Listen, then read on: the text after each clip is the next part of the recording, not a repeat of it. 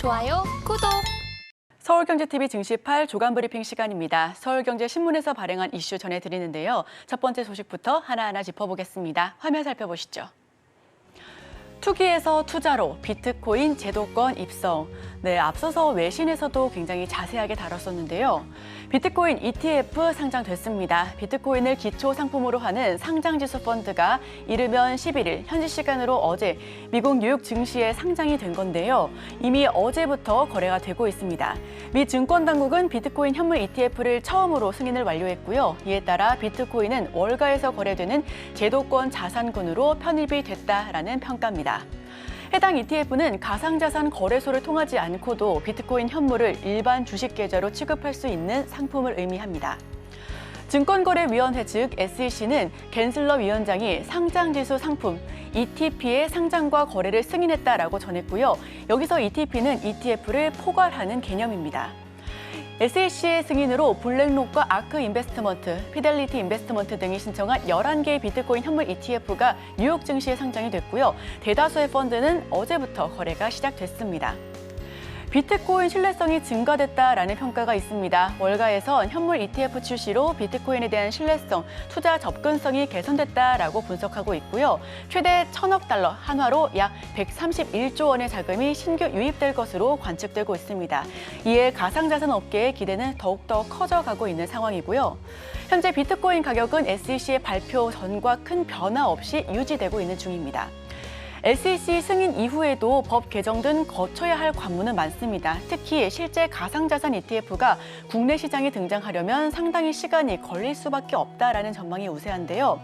다음 ETF 타자로 기대감이 높은 이더리움 역시 함께 들썩이고 있고요. 뿐만 아니라 국내 운용사 대다수가 관련 상품 출시를 위한 채비를 이미 마친 상황이다라고 전했습니다.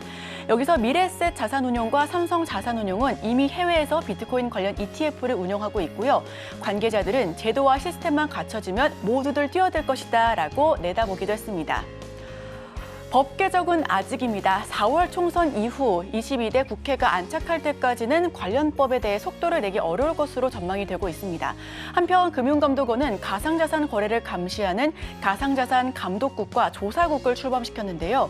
최근 비트코인 가격 변동성이 극심해지자 투자자 보호에 적극적으로 대응해 나가겠다라는 의미로 풀이되고 있습니다. 자, 약 2시간 전 비트코인과 이더리움 등 가상자산 주요 종목들 거래입니다. 우선 비트코인 같은 경우에는 0.45% 정도 상승하면서 46,000불 정도에서 거래가 되고 있었고요. 이더리움 같은 경우에는 4% 넘게 급등세를 연출하고 있습니다. 바이낸스와 솔라 그리고 리플 역시도 상승 흐름을 보여줬었고요. 대다수의 코인들이 상승세를 나타냈었던 하루입니다. 우선 어제 우리 증시 역시도 관련주 일제히 상승분을 보였습니다. 비트코인 등 가상화폐 관련주는 그 테마가 8% 넘게 강세를 연출하기도 했고요. 우리기술 투자와 위지트는 상한선까지 올라가기도 했습니다. 여기에 에이티넘 인베스트먼트는 15%, 한일진공도 14% 넘게 급등했고요. 다날은 8%, 갤럭시아 머니트리는 7.35% 강세 연출하면서 종가 형성하기도 했습니다. 미국 SEC 현물 ETF 결국은 승인했습니다. 겐슬러 위원장은 지속 가능한 길이다라고 판단을 했고요. 블랙록 등 11개 상품이 상장하고 있다라고 전했습니다. 비트코인 ETF는 국내에서는 투자가 불가한데 국내 운용사들은 발행 준비는 이미 마쳤다라고 전하기도 했습니다. 자, 그럼 다음 소식으로 넘어가겠습니다. 실사 과정서 부실 발견된 중단, 경영 정상화까진 산 넘어 산. 네, 이와 관련해서 건설주가 울고 웃었던 지난 일주일이었습니다. 태영건설 채권단은 태영건설의 워크아웃 즉 기업 개선 작업을 개시하기로 결정을 했는데요. 태영건설과 협력사들 모두 한숨을 돌리게 된 상황이다라고 평가하고 있습니다. 금융권에서는 앞으로 3개월 동안 진행될 실사 과정에서 넘어야 할 산이 오히려 더 많다라고 보고 있고요. 워크아웃이 순항하더라도 예전과 같은 위상은 되찾기 어려울 수도 있다라고 판단하고 있습니다. 우발 채무가 발목을 잡을 수도 있다라고 판단하고 있는데 실제로 금융권과 건설업계에서 실사 중에 예상치 못한 우발 채무가 태영건설의 발목을 잡을 수 있다라고 전하고 있고요. 태영 유동성이 부족할 시 또 태영그룹은 추 태영건설의 유동성이 부족하다라고 발생할 경우 계열사가 보유한 TY홀딩스 지분과 함께 TY홀딩스가 보유한 SBS 지분을 전부 내놓겠다라고 약속을 이미 하긴 했습니다. 다만 태영그룹이 약속을 제대로 지키지 않는다면 워크아웃이 중단될 가능성이 높다라고 시장에선 판단하고 있고요. 산업은행은 실사 과정에서 계열주와 태형그룹이 약속한 자구 계획 중에 단 하나라도 지켜지지 않거나 대규모 추가 부실이 발견될 경우 워크아웃 절차를 중단할 수 있다라고 경고에 나섰습니다. 태형건설 결국 워크아웃은 개시됐습니다. TY홀딩스와 SBS 지분을 담보로 잡았고요. 추가 자구 계획의 채권단 설득을 좀 성공시켰다라고 보고 있습니다. 금융채권 최대 4개월 동안 행사 유예할 수가 있고요. 예상치 못한 우발 채무가 발생할 가능성도 여전합니다. 여기에 에코비트 등 계열사 매각 역시도 숙제로 거론되고 있으니까요. 해당 부분 역시 함께 짚어보시면 좋겠습니다. 네, 다음 소식 바로 넘어갑니다. 우선 금리 인하 논의는 시기상조다. 상반기 금리 조정 사실상 물 건너가 이번에는 우리 국내 소식 조금 더 짚어보겠습니다. 기준금리 8회 연속 동결했습니다. 올해 첫 통화회의에서 기준금리 동결이 전해졌고요. 한국은행 금융통화위원회는 11일 기준금리를 연 3.5%로 동결했습니다. 소비자 물가 상승률이 3.2%대까지 하락하긴 했지만 국제유가도 배럴당 70달러대까지 내려왔으나 아직 목표 수준인 2%까지는 갈 길이 멀었다라고 판단에 나섰는데요. 금리 인하는 아직이라고 판단하고 있습니다. 리스크가 여전하기 때문입니다.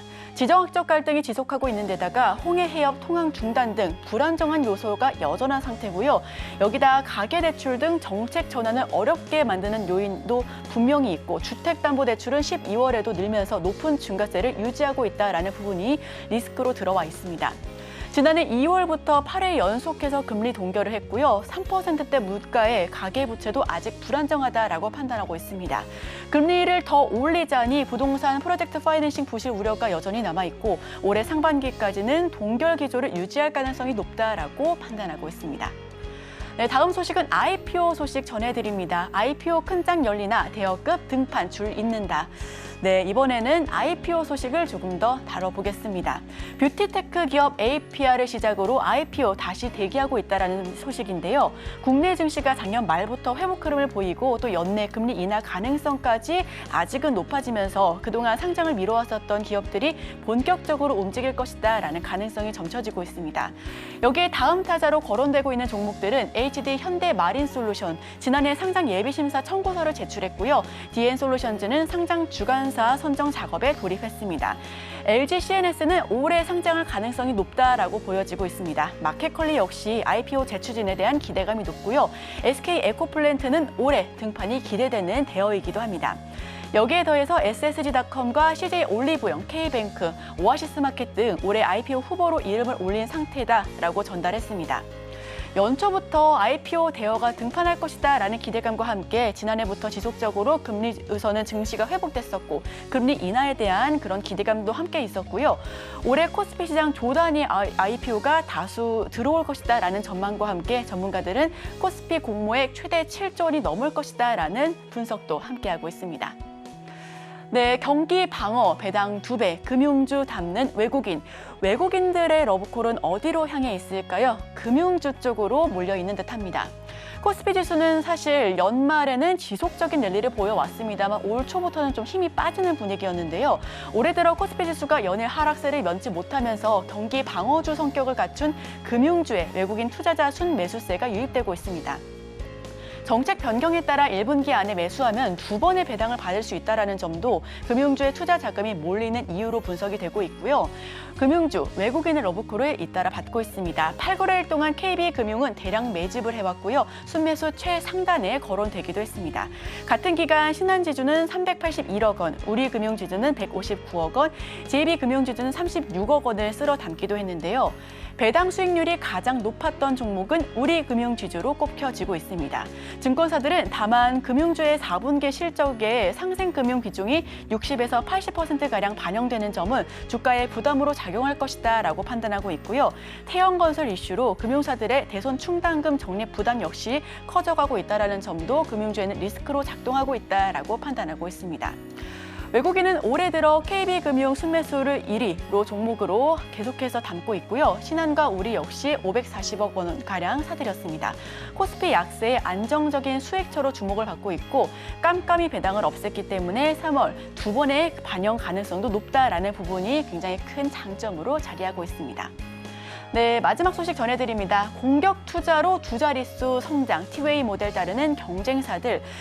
사실 어제 증시 9에서도 지속적으로 항공주, 특히 티웨이 항공 이름을 계속해서 언급을 했었는데요. 티웨이 항공 나홀로 독주하고 있습니다. 지난해 국내 주요 항공사의 국제선 여객 실적이 코로나19 이전 수준을 회복하지 못했던 가운데 저비용 항공사인 티웨이 항공만 나홀로 두 자릿수 성장을 기록한 것으로 나타나고 있고요. 코로나19 당시에 여객 수요 감소에도 대형 항공기를 도입하면서 포스트 코로나 시대를 대비했다라는 것이 주요했다라고 평가가 이어지고 있습니다.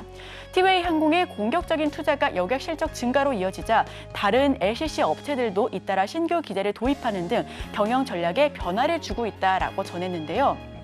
업계에서 유일하게 여객 실적이 증가했고요. 적자에도 새 항공기 노선을 늘려나갔습니다. 올해에는 유럽까지 노선 취향을 확대해 나갈 수도 있다라는 판단하에 지난해 국제선 534만 명이 이용을 했습니다. 코로나19 직전보다 약 11% 는 상황이고요. 타 LCC 역시 기재 도입 잇따라 할 것으로 보여지고 있는 만큼 국내 주요 LCC 관련주 역시 함께 지속적으로 지켜보셔도 좋겠습니다. 네, 제가 준비한 소식은 여기까지입니다. 계속해서 저희와 함께 하시면서 전문가와 함께 오늘의 일면 수혜주도 함께 들어보도록 하겠습니다. 저희와 끝까지 함께 하시죠. 좋아요, 구독!